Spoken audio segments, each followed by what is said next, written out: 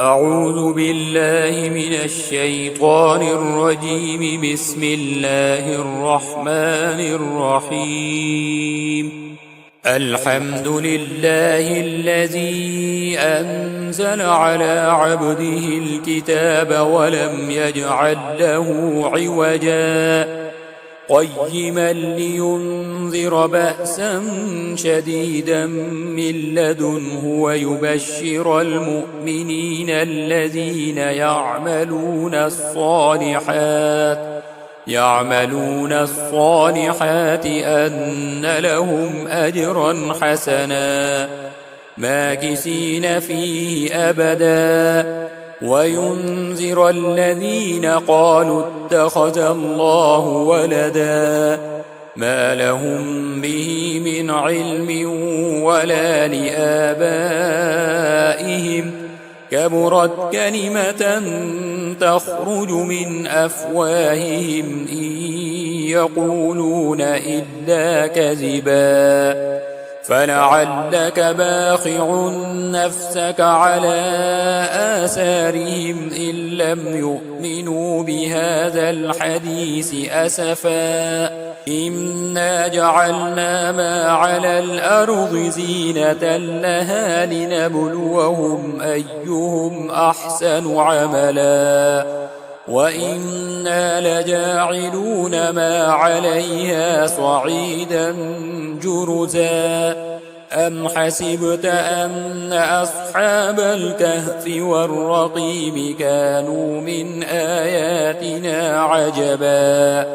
إذ أوى الفتية إلى الكهف فقالوا ربنا آتنا من لدنك رحمة وهيئ لنا من أمرنا رشدا فضربنا على آذانهم في الكهف سنين عددا ثم بعثناهم لنعلم أي الحزبين أحصى لما لبثوا أمدا نحن نقص عليك نبأهم بالحق إنهم فتية آمنوا بربهم وزدناهم هدى وربطنا على قلوبهم إذ قاموا فقالوا ربنا رب السماوات والأرض لن ندعو من دونه إلها لقد قلنا إذا شططا هؤلاء قومنا اتخذوا من دونه آلهة لولا يأتون عليهم بسلطان بين فمن أظلم ممن افترى على الله كذبا وإذ اعتزلتموهم وما يعبدون إلا الله فأووا إلى الكهف ينشر لكم ربكم من رحمته ويهيئ لكم من أمركم مرفقا وترى الشمس إذا طلعت تزاور عن كهفهم ذات اليمين وإذا غربت تقرضهم ذات الشمال وهم في فجوة منه ذلك من آيات الله من يهد الله فهو المهتد ومن يضلل فلن تجد له وليا مرشدا وتحسبهم أيقاظا وهم رقود ونقلبهم ذات اليمين وذات الشمال وكلبهم باسط ذراعيه بالوصيد لو اطلعت عليهم لوليت منهم فرارا ولملئت منهم رعبا وكذلك بعثناهم ليتساءلوا بينهم قال قائل منهم كم لبثتم قالوا لبثنا يوما أو بعض يوم قالوا ربكم أعلم بما لبثتم فابعثوا أحدكم بورقكم هذه إلى المدينة فلينظر أيها أزكى طعاما فليأتكم برزق منه وليتلطف ولا يشعرن بكم أحدا إنهم إن يظهروا عليكم يرجموكم أو يعيدوكم في ملتهم ولن تفلحوا إذن أبدا وكذلك أعسرنا عليهم ليعلموا أن وعد الله حق وأن الساعة لا ريب فيها إذ يتنازعون بينهم أمرهم فقالوا ابنوا عليهم بنيانا ربهم أعلم بهم قال الذين غلبوا على أمرهم لنتخذن عليهم مسجدا سيقولون ثلاثة رابعهم كلبهم ويقولون خمسة سادسهم كلبهم رجما بالغيب ويقولون سبعة وثامنهم كلبهم قل ربي أعلم بعدتهم ما يعلمهم إلا قليل فلا تمار فيهم إلا مراء ظاهرا ولا تستفت فيهم منهم أحدا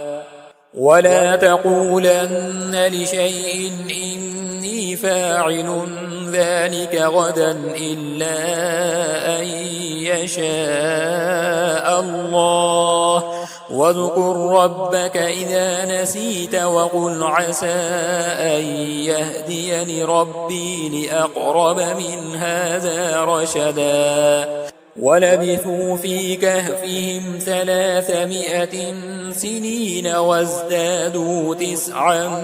قل الله أعلم بما لبثوا له غيب السماوات والأرض أبصر به وأسمع ما لهم من دونه من ولي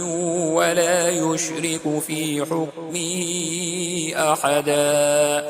واتل ما أوحي إليك من كتاب ربك لا مبدل لكلماته ولم تجد من دونه ملتحدا واصبر نفسك مع الذين يدعون ربهم بالغداة والعشي يريدون وجهه ولا تعد عيناك عنهم تريد زينة الحياة الدنيا ولا تطع من أغفلنا قلبه عن ذكرنا واتبع هواه وكان أمره فرطا وقل الحق من ربكم فمن شاء فليؤمن ومن شاء فليكفر إنا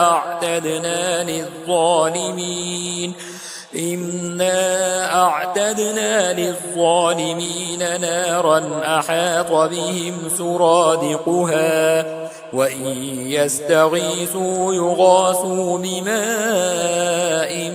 كالمهل يشوي الوجوه بئس الشراب وساءت مرتفقا إن الذين آمنوا وعملوا الصالحات إنا لا نضيع أجر من أحسن عملا أولئك لهم جنات عدن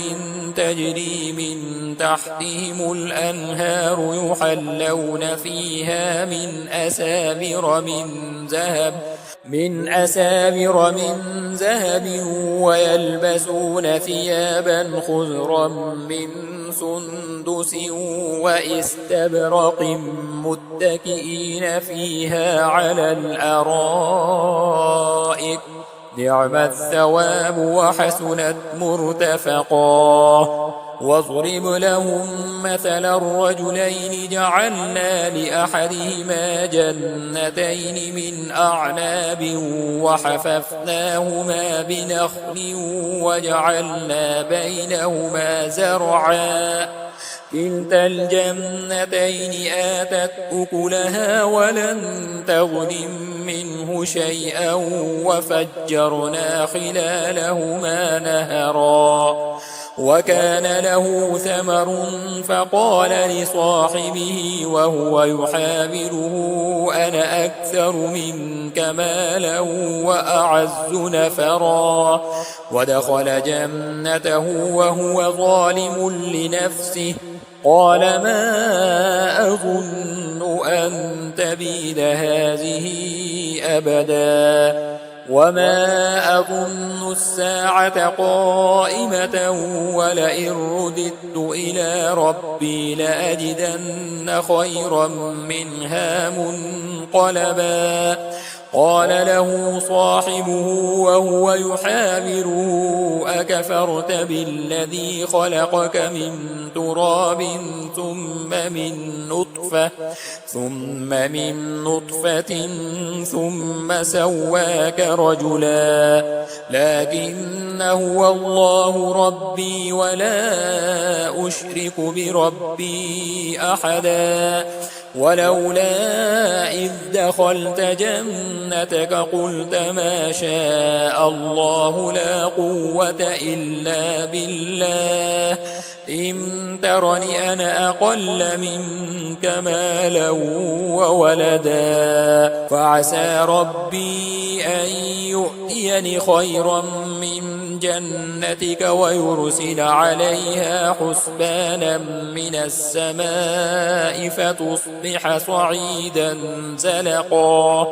أو يصبح ماؤها غورا فلم تستطيع له طلبا وأحيط بثمره فأصبح يقلب كفيه على ما أنفق فيها وهي خاوية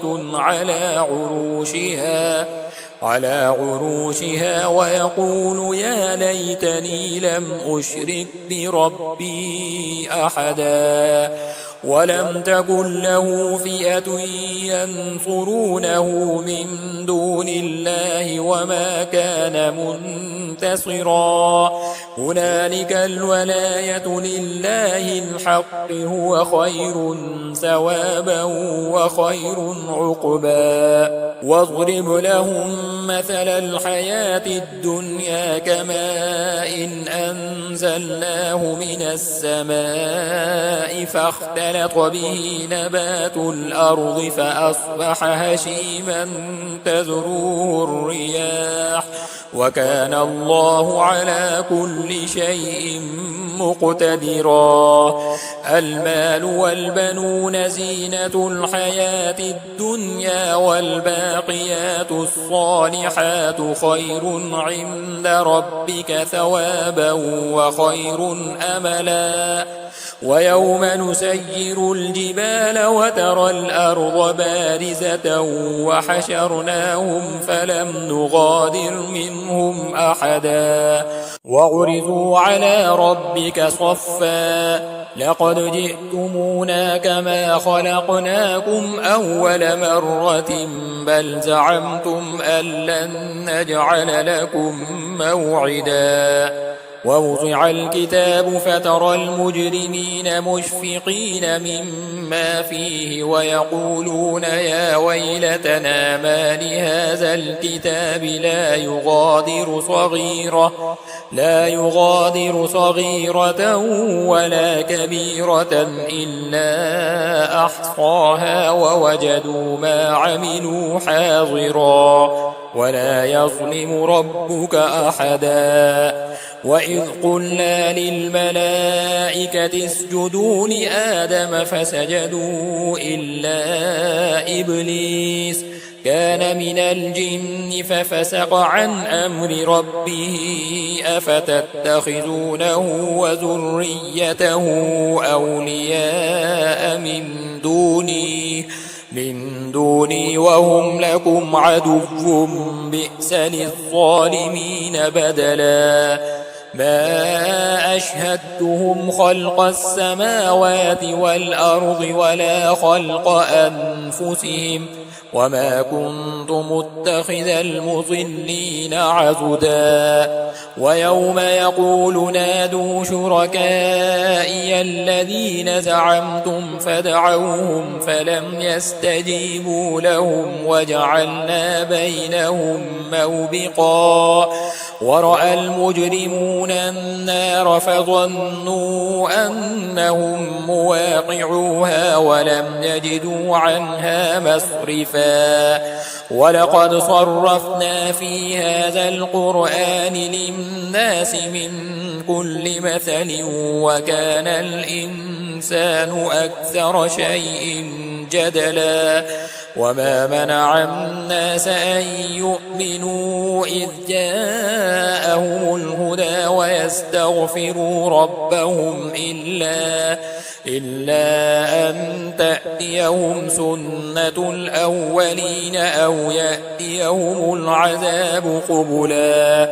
وما نرسل المرسلين إلا مبشرين ومنذرين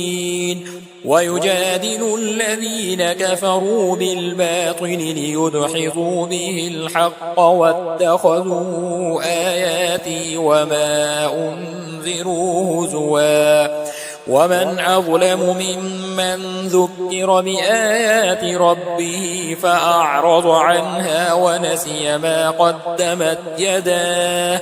إنا جعلنا على قلوبهم أكنة أن يفقهوه وفي آذانهم وقرا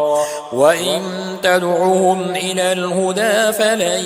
يهتدوا إذن أبدا وربك الغفور ذو الرحمة لو يؤاخذهم بما كسبوا لعجل لهم العذاب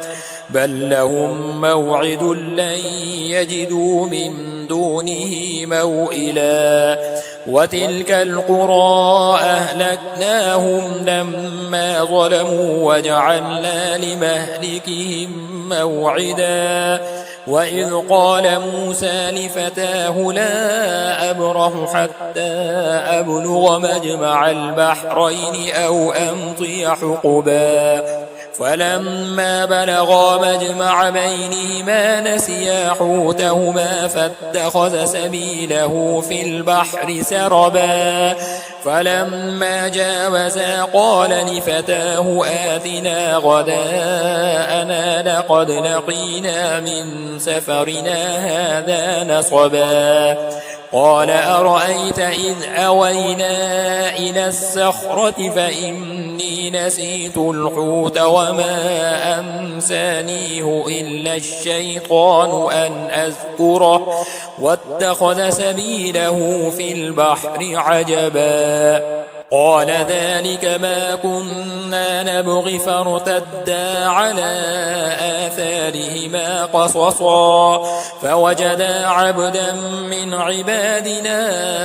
آتيناه رحمة من عندنا وعلمناه من لدنا علما قال له موسى هل أتبعك على أن تعلمني مما علمت رشدا قال إنك لن تستطيع معي صبرا وكيف تصبر على ما لم تحط به خبرا قال ستجدني إن شاء الله صابرا ولا أعصي لك أمرا قال فإن اتبعتني فلا تسألني عن شيء حتى أحدث لك منه ذكرا فانطلقا حتى إذا ركبا في السفينة خرقها قال أخرقتها لتغرق أهلها لقد جئت شيئا إمرا قال ألم أقل إنك لن تستطيع معي صبرا قال لا تؤاخذني بما نسيت ولا ترهقني من أمري عسرا فانطلقا حتى إذا لقيا غلاما فقتله قال أقتلت نفسا زكية بغير نفس لقد جئت شيئا نكرا قال ألم أقل لك إنك لن تستطيع معي صبرا قال إن سألتك عن شيء بعدها فلا تصاحبني قد بلغت من لدني عذرا فانطلقا حتى إذا أتيا أهل قرية استطعما أهلها فأبوا أن يضيفوهما فوجدا فيها جدارا يريد أن ينقض فأقامه قال لو شئت لاتخذت عليه أجرا قال هذا فراق بيني وبينك سأنبئك بتأويل ما لم تستطع عليه صبرا أما السفينة فكانت لمساكين يعملون في البحر فأردت أن أعيبها وكان وراءهم ملك يأخذ كل سفينة غصبا وأما الغلام فكان أبواه مؤمنين فخشينا أن يرهقهما طغيانا وكفرا فأردنا أن يبدلهما ربهما خيرا منه زكاة وأقرب رحما وأما الجدار فكان لغلامين يتيمين في المدينة وكان تحته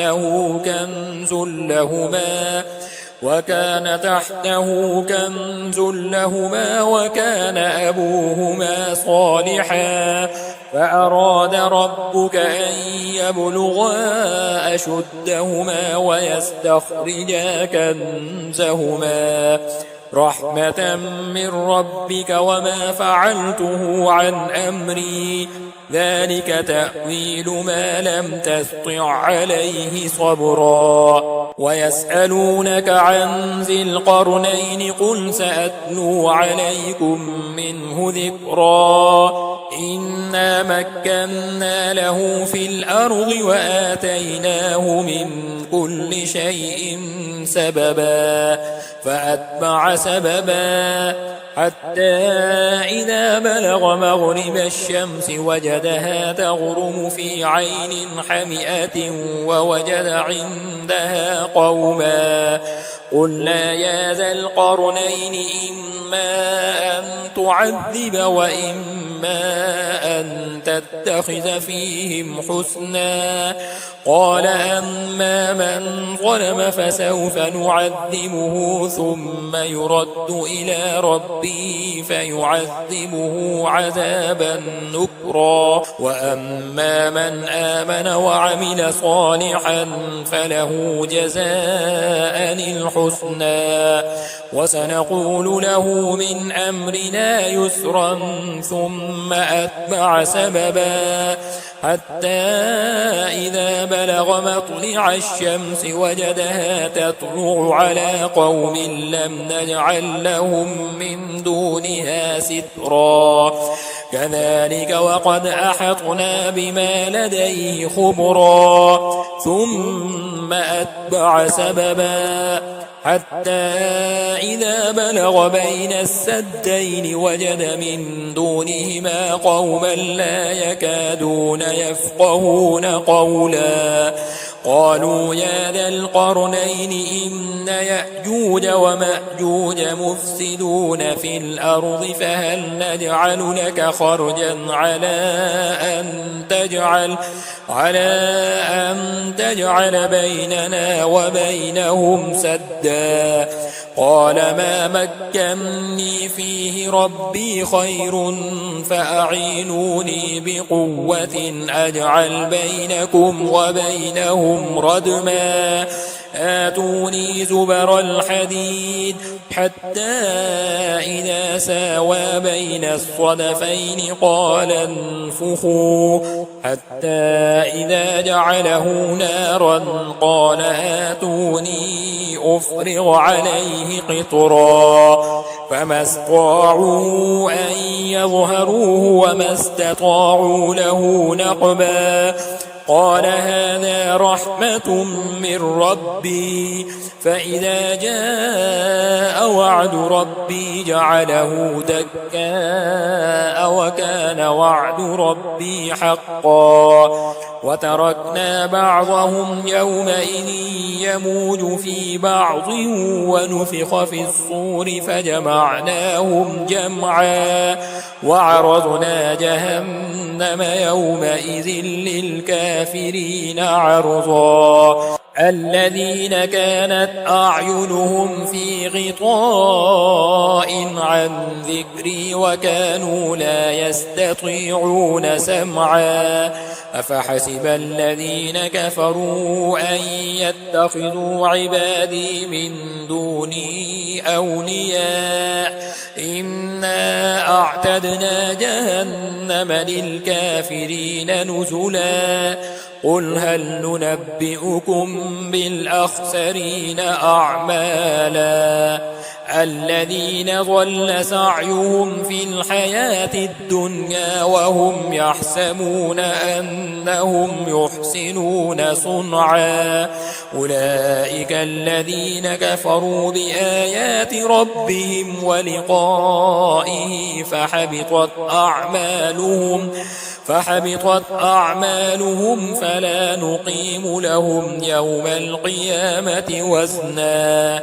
ذلك جزاؤهم جهنم بما كفروا واتخذوا آياتي ورسلي هزوا إن الذين آمنوا وعملوا الصالحات كانت لهم جنات الفردوس نزلا خالدين فيها لا يبغون عنها حولا قل لو كان البحر مدادا لكلمات ربي لنفد البحر قبل أن تنفد كلمات ربي ولو جئنا بمثله مددا قل إنما أنا بشر مثلكم يوحى إلي أنما إلهكم إله واحد فمن كان يرجو لقاء ربه فليعمل عملا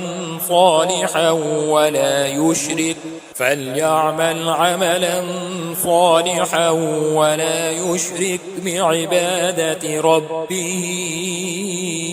أحدا.